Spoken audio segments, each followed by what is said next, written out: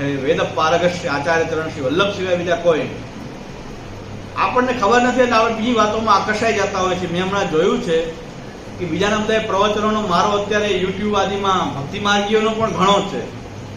સારી વાત છે કે ભક્તિનો પ્રચાર થાય, કોઈ સાવ ભક્તિથી વિમુખ હોય, ભક્તિ માર્ગમાં વળતા હોય, સારી વાત છે.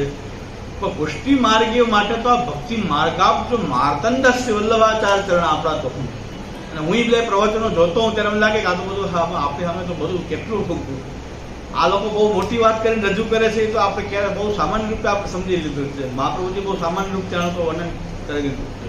એટલે હું એવો અહોભાવ આવ્યા કરે મહાપ્રભુજી પ્રત્યે જોઉં ત્યારે મને અહોભાવ થાય કે આ તો આપણી માટે બહુ સામાન્ય છે.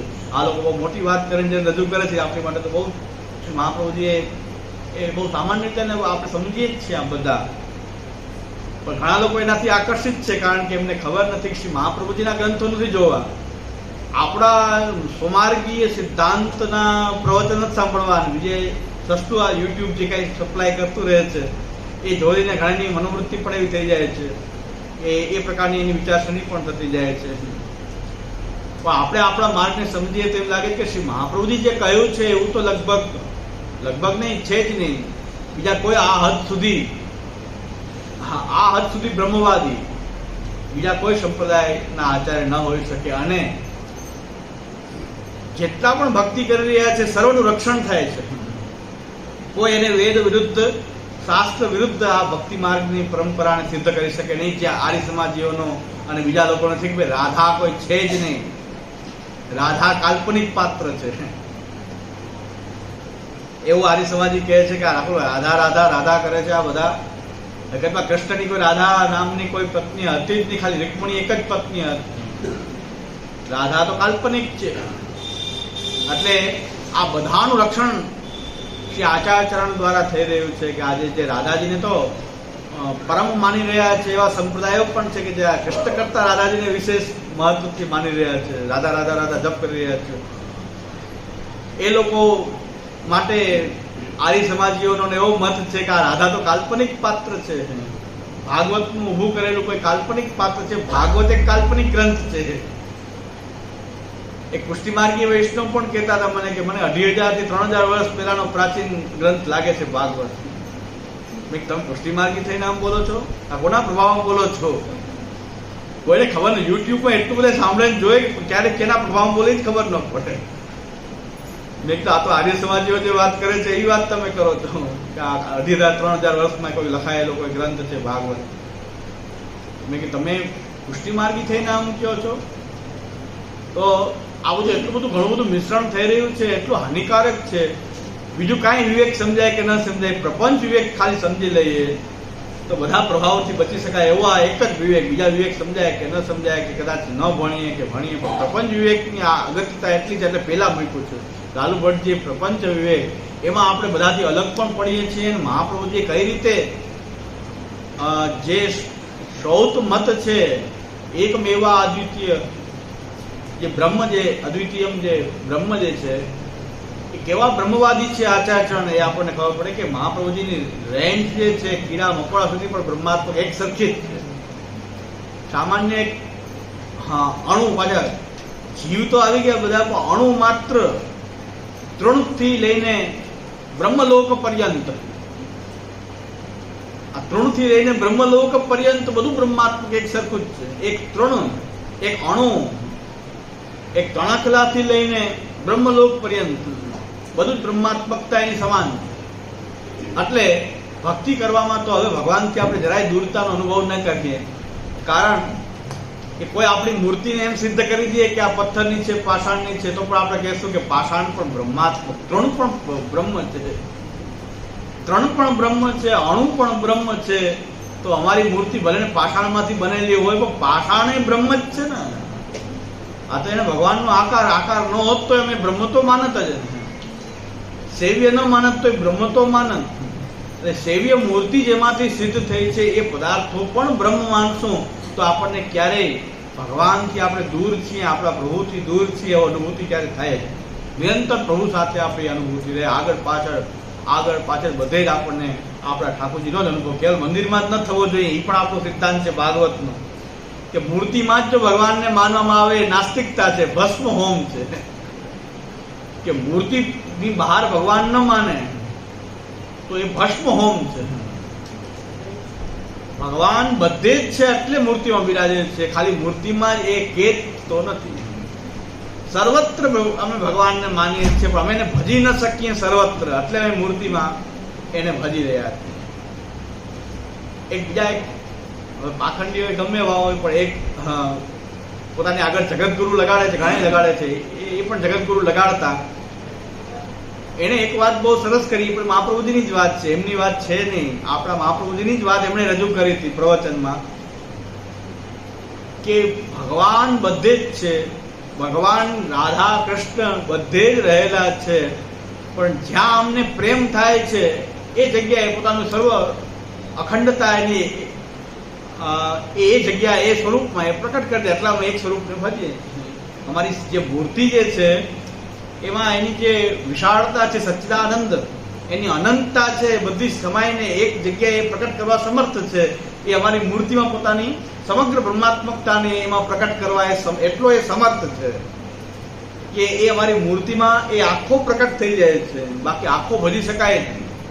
ભગવાન અનંતતાને તો પાર પામી શકીએ નહીં, કારણ કે આપણે ક્ષુદ્ર છીએ. એની અનંતતાને કેવી રીતે પકડી શકીએ? જેમ કે પૂજ્ય આપણા શ્યામુદાદા એમ ઉદાહરણ આપે છે કે ગંગા સ્નાન એક કિનારામાં કરી શકીએ, આખી ગંગાજીમાં આપણે સ્નાન ના કરી શકીએ તો આપણે ગંગાજીને પ્રાપ્ત થઈ જઈએ. તો ગંગાજીને પ્રાપ્ત થઈ જાય. જો ગંગાજી ગંગોત્રીમાંથી નીકળી ત્યાં ડૂબકી લગાવીએ અને ગંગા સાગરમાં અને સંગમ સુધી જો આપણે નીકળીએ તો આપણે હોઈએ નહીં, આપણે એમાં પ્રાપ્ત થઈ જાય ગંગાજીમાં. જો ત્યાં એટલી આખી ગંગાજીનું સ્નાન કરવા જઈએ, આપણે ક્ષુદ્ર છીએ અને આખી ગંગાજીમાં આપણે સ્નાન કરવું હોય તો એક જ જગ્યાએ કિનારામાં જ કરી શકાય. આમ બ્રહ્મની અનંતતામાં તમારે સ્નાન કરવું હોય તો તમારા સૈવ્ય સ્વરૂપમાં જ કરી શકો.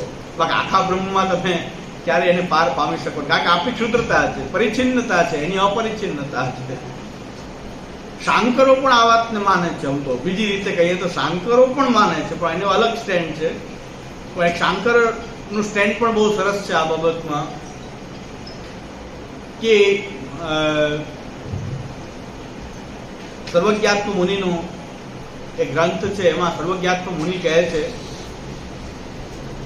કે જે બુદ્ધિમાં બ્રહ્મ આવતો નથી, બ્રહ્મ તો ક્યાંય દેખાતો નથી, અને બુદ્ધિ જે છે તો પાછી જડ છે, અને બ્રહ્મ તો જે છે એ તો પરમ ચેતના છે. એ લોકોની ભાષામાં એ પરમ ચેતના છે, ચૈતન્ય રૂપ છે. બુદ્ધિ જળ છે, તો જળ બુદ્ધિ એ ચેતનાને કેવી રીતે પામી શકે? એટલે જળ બુદ્ધિથી બ્રહ્મનો ક્યારેય પણ અનુભવ થતો નથી. શાસ્ત્રથી થાય છે, બુદ્ધિથી નથી થતો. જળ બુદ્ધિ કારણ કે જળ છે, એટલી ક્ષુદ્ર છે, અને બ્રહ્મ કેવો અનંત છે, વ્યાપક છે, પરમ ચેતના છે, પરમ ચૈતન્ય રૂપ છે, અને બુદ્ધિ જળ છે. તો જળ બુદ્ધિ ચેતનાને કેવી રીતે પૂરેપૂરો સમજી શકે છે? એટલે બુદ્ધિ જે છે બ્રહ્મને સમજી શકતી નથી. એના માટે શાસ્ત્રનો આશ્રય લેવો પડે.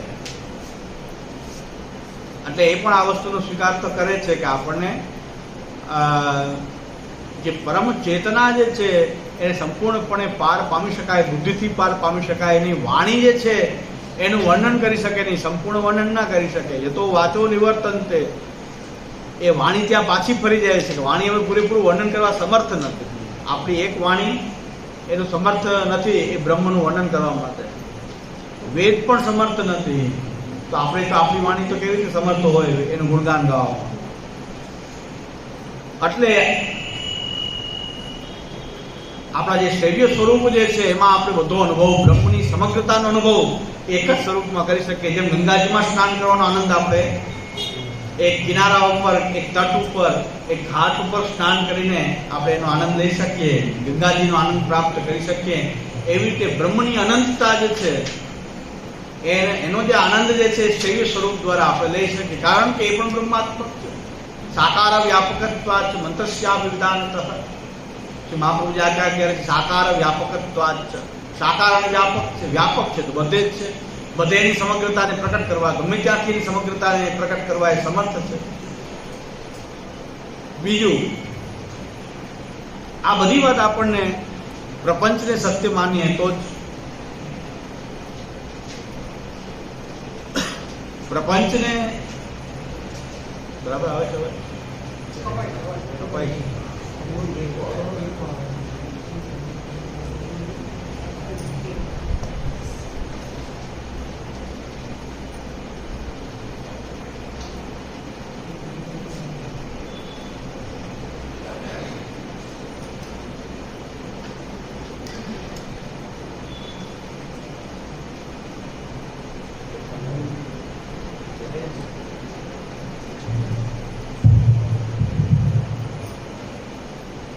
પ્રપંચ સત્યત્વ નિરૂપણ જે છે કે આ પ્રપંચ સત્ય છે એટલે આપણે એને આવિર્ભાવ તિરોભાવશાળી જ માનવું પડે. પ્રાપંચિક પદાર્થો જેટલા પણ છે એ બધા જ પણ આવિર્ભાવ તિરોભાવશાળી જ માનવા પડે. અભાવ એકેનો આપણે માની શકીએ નહીં, ચારેય પ્રકારના અભાવ આપણે માની શકીએ નહીં, કારણ કે બ્રહ્મ જ સર્વરૂપ થયો છે તો બ્રહ્મનો અભાવ તો ક્યાંય હોઈ શકે નહીં. એટલે આપણે એકમેવા અદ્વિતીય એ શ્રુતિ સિદ્ધાંત છે, શ્રૌત સિદ્ધાંત છે, શ્રુતિનો સિદ્ધાંત છે, પુરાણો કહે છે. અને યુક્તિથી આ વાતનું ખંડન પુરુષોત્તમજીએ વિસ્તારથી કરેલું છે, એમાં આપણે અત્યારે જશું નહીં. શ્રુતિ અને પુરાણ દ્વારા તો આપણને સ્પષ્ટ છે, કારણ કે ભાગવત કહે છે કે એક જ તત્વ છે બ્રહ્મેથી પરમાત્મા, એ સર્વરૂપ થાય છે. એક ઓમ બહુશ્યામ વેદ કહે છે, એક છું અનેક થઈ જાઉં એ ભગવાનની ઈચ્છા થઈ, હું અનેક થઈ જાઉં એવી ભગવાનની ઈચ્છા છે. એટલે આ લીન પોતાની અંદર રહેલું પ્રપંચને બહાર પ્રકટ કરી દીધું. એટલે આપણે અભાવ માનતા, બ્રહ્માત્મક માનવાથી આપણે એને અભાવ માનતા. એટલે પ્રાગભાવ, પ્રધ્વંસાભાવ, અન્યોન્યાભાવ, અત્યંતાભાવ આ પ્રકારના અભાવ આપણે માનતા નથી. હવે તો સમજાઈ જવું જોઈએ. કદાચ ન સમજાતું હોય તો પાછો પૂછજો.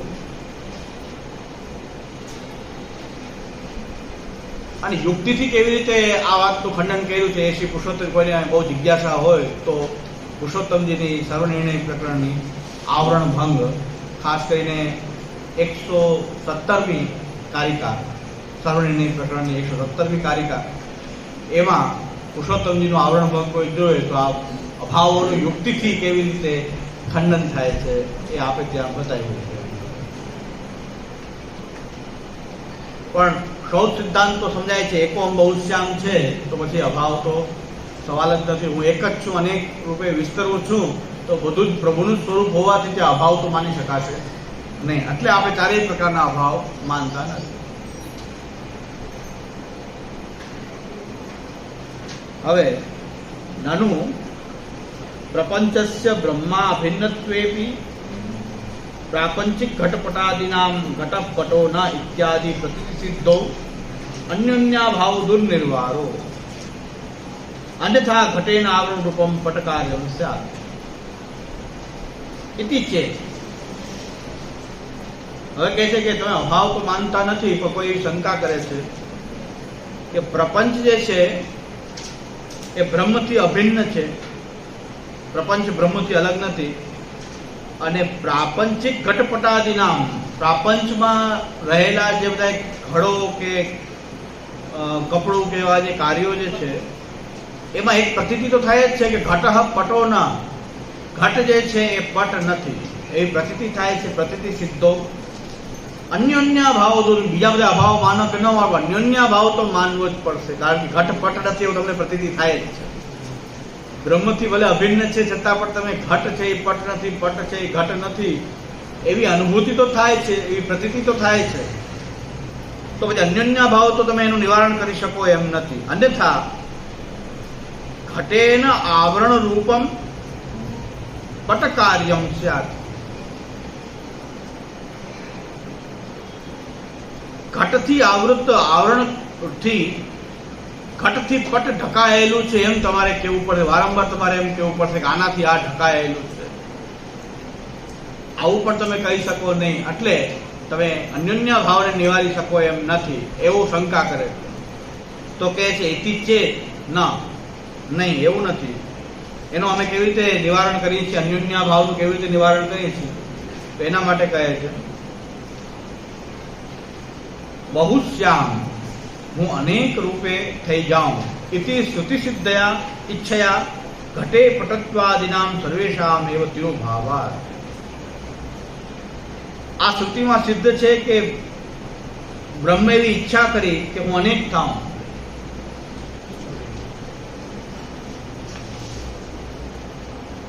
તો પછી જ્યારે ઘટરૂપે પ્રગટ થવાની જ્યારે ભગવાને ઈચ્છા કરી ત્યારે પટત્વાદિનામ સર્વેશામ એવો તિરોભાવાત, ત્યારે પટત્વ જે છે ત્યાં સર્વેશા ઘટના રૂપમાં ભગવાન આવિર્ભૂત થવા જ્યારે માંગે છે ત્યારે પટાદી બીજા બધા જ પદાર્થોનો ત્યાં તિરોભાવ, એ બધાનો ત્યાં તિરોભાવ કરી દે છે ભગવાનની ઈચ્છાથી. જે ઈચ્છાથી ઘટરૂપે પ્રગટ થવાની ઈચ્છા થાય છે ત્યારે ઘટ સિવાયના બીજા બધા જ જે પદાર્થો જે છે એ ત્યાં તિરોભાવ એનો થાય એવી ભગવાનની સુતસિદ્ધ ઈચ્છા છે.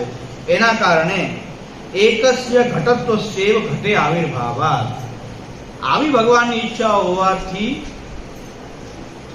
એક જ ઘટ જે છે એ ઘટના રૂપમાં આવિર્ભૂત થાય છે. ન કાર્યાંતર શંકર, બીજા કોઈ કાર્ય એમાં અંદર મિશ્રણ થઈ જતા નથી. ઘટ રૂપમાં જ્યારે ભગવાન આવિર્ભૂત થવા ઈચ્છે છે, કેવી દ્રષ્ટિ છે આપણી હવે આમાં, ભગવાન સિવાય આપણા દ્રષ્ટિમાં કઈ આવતું જ નથી. ઘટ રૂપે જ્યારે ભગવાન પ્રકટ થવા ઈચ્છે છે ત્યારે બીજા બધા જ કાર્યો જે છે એ તિરોભાવ થાય અને ઘટ રૂપે ભગવાન આવિર્ભાવ થાય ભગવાન. તો ઘટ રૂપે જ્યારે એનો આવિર્ભાવ થાય ત્યારે બીજા બધા કાર્ય તિરોહિત થાય એવી પણ ભગવાનની ઈચ્છા હોવાથી ત્યાં ઘટમાં બીજા કોઈ કાર્યો મિશ્રિત થતા નથી, ખાલી ઘટ રૂપે એ પ્રકટ થાય.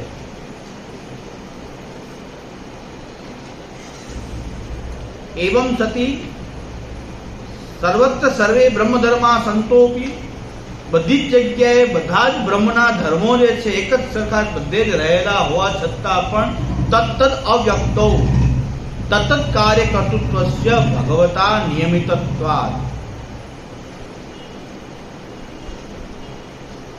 બધા જ બ્રહ્મ ધર્મો ત્યાં જે છે એ રહેલા છે છતાં પણ તત્ત અવ્યક્તો, એ ત્યાં એ વ્યક્ત થતા નથી. બ્રહ્મના બધા ધર્મો બધી જગ્યાએ વ્યક્ત થતા નથી. એમાં તત્ત કાર્ય કર્તૃત્વસ્ય, અને દરેકના કાર્ય અલગ અલગ એનું કર્તૃત્વ જે છે તત્ત કાર્યના કર્તૃત્વસ્ય ભગવતા, દરેકનું કાર્ય કર્તૃત્વ જે છે ભગવાને ત્યાં નિયમિત કરેલું છે. ન કાર્યાંતરમ કર્તુમ, માટીમાંથી ઘડો જ પ્રકટ થઈ શકે, માટીમાંથી તેલ ન થઈ શકે, કે માટીમાંથી બીજું કોઈ ન થાય એવા પદાર્થ ન થઈ શકે, એ ભગવાને ત્યાં નિયમન કરેલું,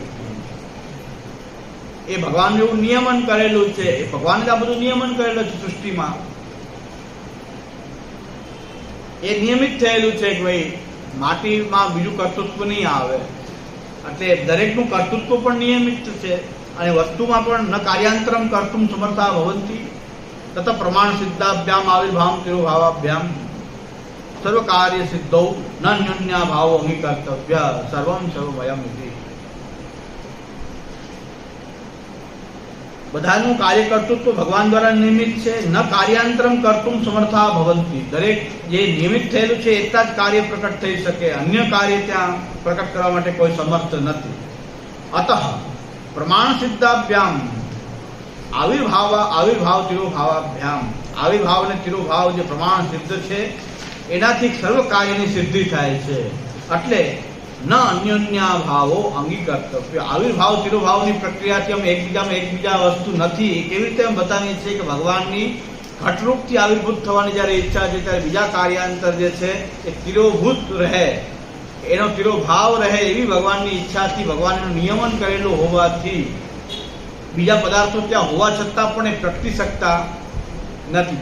ઘટમાં પણ પટ તો રહેલું છે, આવી શકે બહાર, પણ ભગવાન નિયમન કરેલું હોવાથી ત્યાં એમાંથી એ પટ પણ પ્રગટ થઈ શકતું નથી. એટલે અન્યોન્ય ભાવ અમે સ્વીકારી શકતા, અંગીકાર કરવાની અમારે જરૂરત નથી.